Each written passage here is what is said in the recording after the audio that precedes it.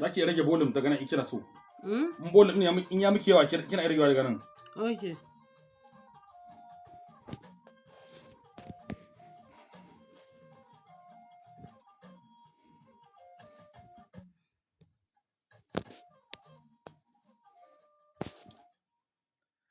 So jama'a assalamu alaikum, barkanmu da kasancewa da ku kuma barkanmu da arzikin sake saduwa da ku a yau ranar wato litinin ta bawa ranar samun ji masu magana.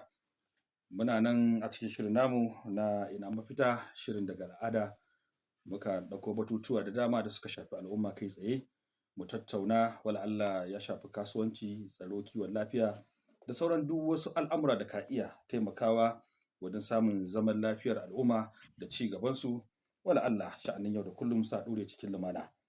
Yau ma kamar kowane shiri da muka saba gabatarwa a zauren namu muna wato kasancewa mun lalubo wani batu ko kuma ce wata baiwa Allah wadda ke kuma za ta bayyana kanta nan gaba kaɗan a cikin shirin.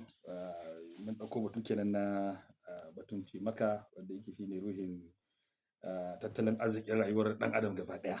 Shine batun abinci, batun yadda kuma mata suke ba da gudunmawa ga cigaban iyalansu, ga cigaban al'umma, ga cigaban ƙasa. Wannan shine batun da za mu tattaunawa, wato maudu'in mai taken gudunmawar mata ga iyali da ma wato dogaro da kai.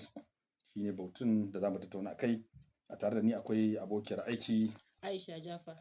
Da kuma ita kanta baƙuwar tamu wadda za ta bayyana sunanta, amma ita ba za mu faɗi sunanta yanzu ba sai bayan mun dawo shirin. Mun sake dawowa bayan mun ɗan yi ratse saboda abin nan da ake cewa abu na magani a kwaɓe mu. To injiniya ka tare da mu sai mu ɗan yi ratse ma sake tattaunawa insha Allah. Ma ci gaba.